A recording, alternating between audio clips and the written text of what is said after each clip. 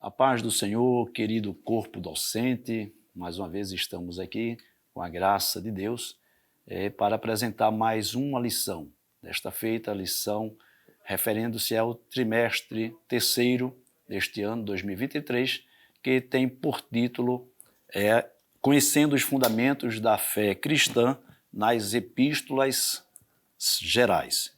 Hoje, nós estamos de posse da lição de número 6, que vai falar sobre uma arma poderosamente mortal.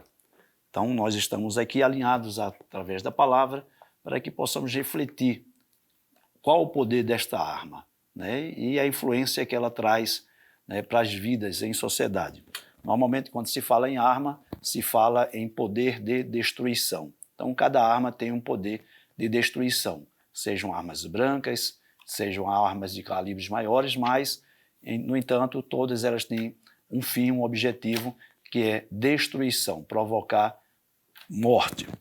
E nossa lição hoje fala de uma arma diferenciada, né? Essa arma que, segundo a leitura bíblica em classe, Provérbios capítulo 3, versículo 3 ao 13, vai falar sobre a língua, né? Um pequeno músculo situado entre os membros do corpo que tem um poder de destruição específico dentro das relações, dentro do comportamento, dentro da vida em sociedade e principalmente dentro da conjectura espiritual. Como estamos falando aqui acerca de cristãos, nós devemos agora nos comportar de acordo com essa verdade. A língua é um mal que ninguém pode dominar. A nossa verdade prática ou textual, eu digo, ela diz que está em Salmos 34, versículo 13, que diz: guarda a tua língua do mal e os teus lábios de falarem enganosamente. Este será o textual da nossa lição, na qual iremos trabalhar. Os objetivos dessa lição é conhecer o poder que existe nas palavras, seja para gerar força e ou riquezas. Aí vai falar a questão do cavalo e a questão do navio, da nau, né? O cavalo que é seguro, né? O seu ímpeto através dos freios que ele coloca à boca, e o navio ou a nau que é guiado por um pequeno leme. Também é perceber que se as palavras forem usadas pelo mal, se transformarão em uma força destrutiva, e anunciar que as palavras são incontroláveis humanamente, mas o Senhor tudo pode fazer. Então aqui a gente vai trabalhar a questão do desenfreamento da língua, mas também sobre o seu controle. E o primeiro ponto da nossa lição, poder da língua: palavras aponte para o futuro. Alguém já disse que o homem é aquilo que fala, né? E o próprio Senhor Jesus diz que pela abundância do que há no coração, disso fala a boca. E às vezes a nossa necessidade não é tanto de expressão, né, vocálica, né? Nós produzimos males não só apenas pelas palavras, produzimos males pelo olhar, produzimos males pela força do corpo. Então, aqui especificamente, a palavra como ponte para o futuro. Em Tiago, capítulo 3, versículo 2, Deus nos adverte sobre a importância da nossa fala. E está escrito no texto, né, citado, Tiago 3, versículo 2, se alguém não tropeça em palavras, este tal varão é perfeito. E essa comunicação, a nossa necessidade da fala, que é não só expressão dos nossos pensamentos, mas também dos nossos sentimentos. Toda palavra é advinda de uma reflexão que seja curta, que seja. Às vezes, pela forma incontrolável, a gente não vai ter esse poder de reflexão e o domínio sobre ela. Muitas vezes, como diz um ditado, alguém fala sem pensar, mas toda palavra exige o exercício de uma reflexão ligeira que seja, né? Pela nossa própria intenção em falar algo já foi arbitrária, né? Arbitrada por uma reflexão. Então, a palavra como ponte da vida, ela pode aperfeiçoar os caminhos de Deus e promover né, o crescimento do reino de Deus entre aqueles que falam a palavra de Deus. As palavras, elas possuem uma grande relevância, conforme Mateus capítulo 12, versículo 37, por tuas palavras serás justificado, ou por tuas palavras também serás condenado. Então, uma palavra boa, ela pode produzir vida, e uma palavra impensada, ela pode produzir morte, conforme Provérbios capítulo 15, versículo 4, uma língua saudável é árvore da vida. Então, se a língua é saudável, outras pessoas vão ser beneficiadas através desta fala. A nossa necessidade de expressão é algo vital. É isso que nos faz seres humanos com capacidade cognitiva para falar e expressar sentimentos e emoções. E a fala, através dessa figura, né, língua, ela pode ser uma fala soberba, uma fala que muitas vezes pode trazer um descontrole emocional do próprio falante. Então, na soberba, o homem pode produzir males para a sua própria alma. Ainda que haja eloquência, ainda que haja uma boa oratória, mas se não tivermos cuidado, essa fala produzirá em nós a arrogância e a soberba.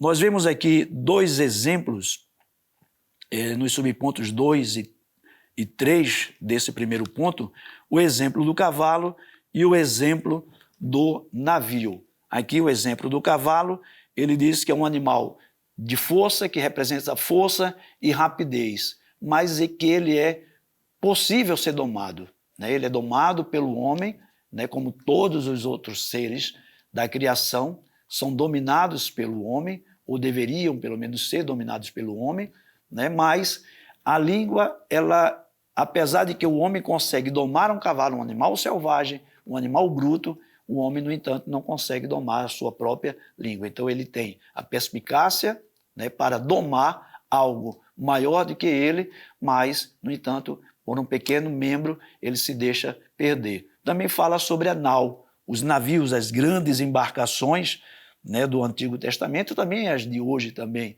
né, os navios mercantes que levavam muitas riquezas, né? Então, esse navio, independente do porte, ele era guiado por um pequeno leme, né?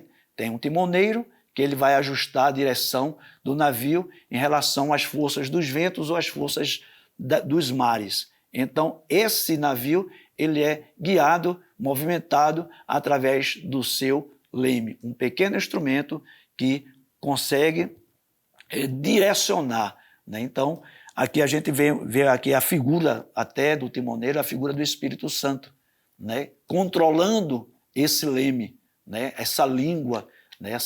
Esse músculo que tem é tão audacioso para expressar todas as suas vontades e todos os seus sentimentos.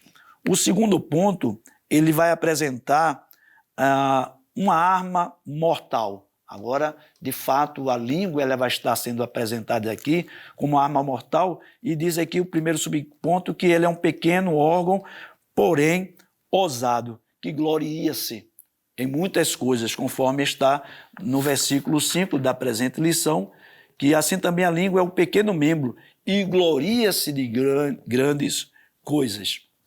Então, ele complementa dizendo: vede quão grande bosque um pequeno fogo incendeia. Então, a língua tem esse mesmo ímpeto, né? Ainda que seja um pequeno membro, ele pode incendiar um grande bosque, ou seja, pode incendiar muitas vidas, princípios éticos, a sociedade em si. Uma palavra pode trazer morte, pode trazer destruição, mas não convém que assim seja diante dos cristãos. A língua, ela provoca rebeliões, rebeldia, anarquia, né? Conforme até em contrariedade aquilo que Romanos capítulo 13, versículo 1 ao 5, Paulo vai falar sobre a questão das autoridades, né? E diz o texto também que a língua inflama o curso da natureza, ou seja, a nossa natureza humana, ela é inflamada pela língua, né? Uma vez que a gente já tem uma natureza, já carregamos a natureza decaída, a língua ela pode ser também o seu maior veículo, né, para insurgir-se contra as autoridades constituídas. É algo que a gente vê, né, muito recorrente também, né? As pessoas que se levam pelo afã, muitas vezes, das ideologias ou dos comprometimentos de si mesmo, elas podem estar entrando em rebelião e, às vezes, até desejando o fracasso ou o insucesso de alguém. O perigo da rebelião, em face da mesma, a rebelião se alastrar rapidamente, é como um mal que você não pode conter, né? Uma vez haja uma incitação à rebelião, essa ganha grandes proporções e fica descontrolável. Aí, como vai fazer a comparação da língua como um fogo, né? Uma pequena fagulha que pode inflamar, né, toda a natureza humana. E o terceiro e último ponto, uma força indomável. Ninguém doma a língua, né? Ela é inflamada a partir do momento em que você não reconhece o direito do outro, você não trata o outro de acordo com o respeito que é devido, porque muitas vezes nós podemos ser contrário a muitas coisas, mas cada vida, cada pessoa tem na sua individualidade o direito ao respeito. Então a gente não pode confrontar, né, pessoas por causa de escolhas, por causa de caminhos, né? E assim a gente delegar a segundo plano uma vida achando-se que vidas são superiores a outras vidas, né? Todas as vidas têm os mesmos direitos, né? Porque o próprio Senhor, quando ele disse que ele amou o mundo de tal maneira que entregou o seu filho, ele não está dizendo um grupo específico, ele está querendo alcançar a todos. Agora, nós temos pela palavra, e uma palavra temperada com sal, né? Uma palavra agradável, podemos conquistar espaço no coração e na mente das pessoas para que a gente possa alcançá-las para Cristo. Agora, se nós quisermos nos insurgir contra as vontades, a gente vai estar desrespeitando, né, o caminho alheio. Então, somente pelo poder e pela ação do Espírito Santo é que o cristão pode controlar as palavras. Ainda que a própria natureza vá dizer que ninguém consegue domar a língua, mas o Espírito Santo, ele doma a língua através de uma submissão e através de um caráter avivado pelo fruto do Espírito. Então, desenhando o problema, aqui acontece um copo d'água mineral, foi dado aqui um exemplo dentro dessa lição. Se um copo com água mineral for colocada água suja, o que acontecerá? Deixará de ser pura e logo o líquido será imprestável para consumo humano. Ou seja, é apenas uma reflexão do que são as nossas palavras. Em que estão as nossas palavras? Em que lugar elas estão ocupando? Se as nossas palavras forem justas, forem corretas, ela vai ser saúde, como já foi dito, será vida, como já foi dito. Então, se a gente não controlar os nossos hábitos e as nossas palavras vão serem desenfreadas e vai terminar machucando alguém e alguém que poderia olhar em nós, observar em nós um copo límpido com água pura, agora alguém vai observar a gente, o cristão, enquanto um copo com água rota. Então não convém que assim seja. O terceiro subponto, palavra com sabedoria. Tiago capítulo 3, versículo 13, ele diz que quem dentre vós é sábio e inteligente, mostre pelo seu bom trato as suas obras em mansidão e em sabedoria, conforme diz o apóstolo Paulo a Timóteo, segunda epístola, capítulo 1, versículo 7, que Deus não nos deu espírito de covardia, mas de amor, de temor e de moderação.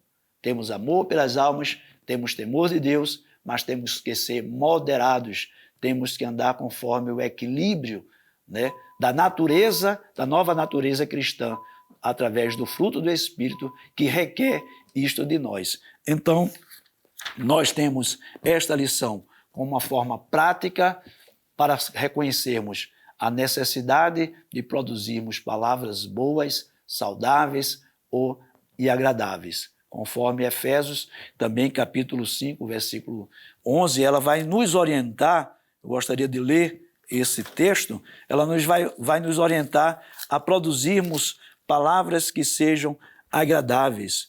Então, não vos comuniqueis com as obras infrutuosas das trevas, mas antes condenai-as, porque até o dizê-lo, ou seja, reproduzi-lo, é torpe.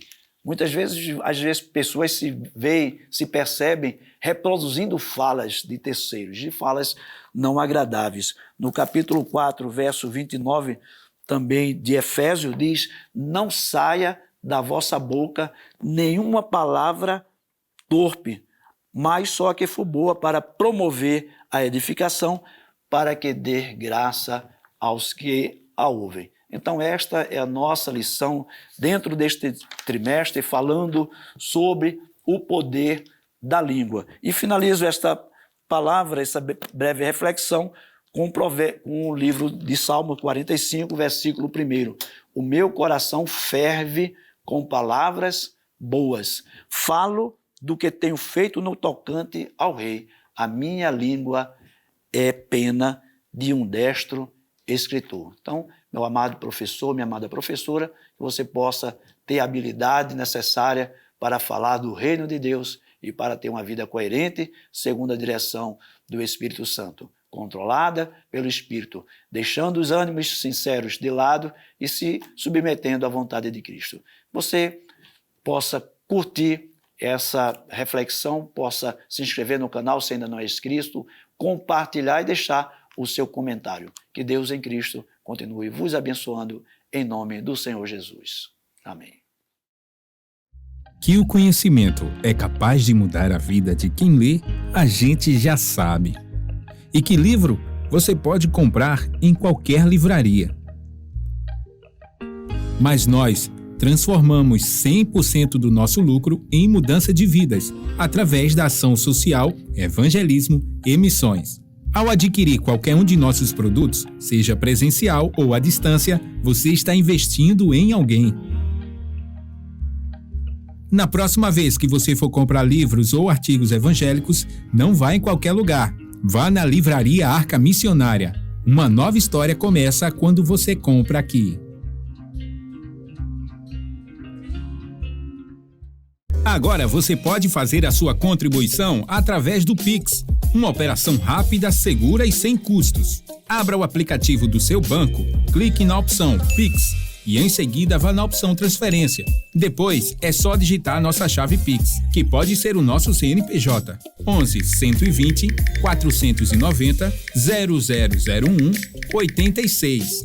Nosso e-mail contribua@eadalp.org.br ou nosso celular 81-98883-2755. Verifique se a contribuição é para a Igreja Evangélica Assembleia de Deus em Abreu Lima, Pernambuco. Confirme a transferência e depois siga o procedimento do seu banco. Anote nossas chaves Pix para não esquecer. CNPJ 11 120 490 0001 86.